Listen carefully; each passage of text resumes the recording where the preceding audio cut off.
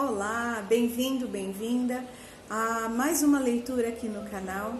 E hoje, pela graça do Senhor, faremos a leitura do último capítulo do Evangelho de Lucas. Maravilhoso, né? Você é bem-vindo para ser edificado pela palavra do Senhor. Faremos agora a leitura do capítulo 24. Vamos lá. Porém, bem cedo no primeiro dia da semana, as mulheres levaram os perfumes e as especiarias aromáticas ao sepulcro e verificaram que a enorme pedra que fechava a entrada havia sido rolada para um lado. Quando entraram, não encontraram o corpo do Senhor Jesus. Ficaram ali assustadas, procurando imaginar o que poderia ter acontecido com o corpo. De repente, apareceram dois homens vestidos de mantos tão brilhantes como a luz do sol que se colocaram ao lado delas. As mulheres ficaram amedrontadas e se curvaram diante deles. Então os homens perguntaram: por que vocês estão procurando entre os mortos aquele que está vivo? Ele não está aqui, ressuscitou.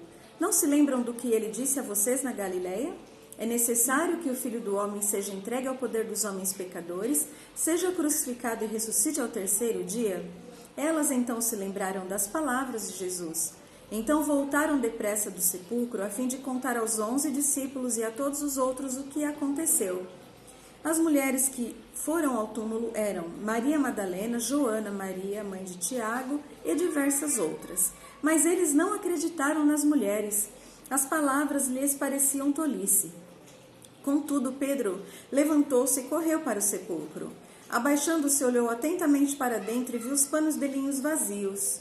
E então voltou para casa, surpreso com o que havia acontecido.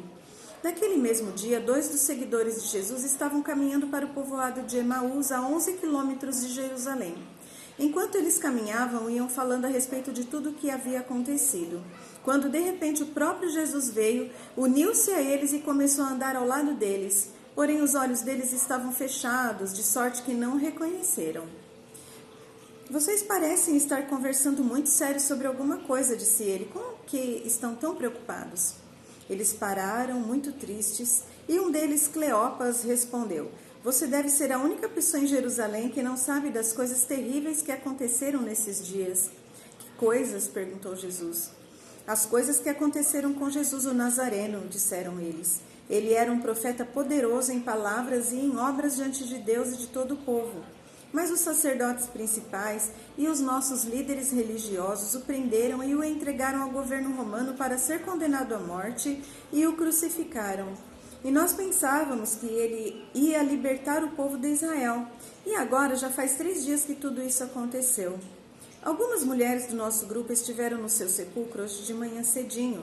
Voltaram com a história surpreendente de que o corpo dele havia desaparecido e que lá encontraram anjos que disseram que Jesus está vivo. Alguns homens do nosso grupo correram para ver e, de fato, o corpo de Jesus havia desaparecido, tal como as mulheres tinham dito. Então Jesus lhes disse: como vocês custam a entender e como demoram para crer em tudo que os profetas disseram nas Escrituras? Não foi profetizado que o Cristo teria de sofrer todas essas coisas antes de voltar à sua glória? Então Jesus citou para eles um texto após o outro, começando por Moisés e todos os profetas, e através das Escrituras explicou o que os textos diziam a respeito dele mesmo. A essa altura estavam chegando perto de Emaús e do fim da sua viagem. Jesus fez como quem continuaria sua viagem, porém eles insistiram muito com ele, dizendo: fique conosco, pois está ficando tarde. O dia está quase terminando, então ele ficou com eles. Quando iam comer, ele tomou um pão, deu graças, partiu-o e deu a eles. Quando de repente os seus olhos foram abertos e eles o reconheceram. Mas naquele mesmo momento ele desapareceu da vista deles.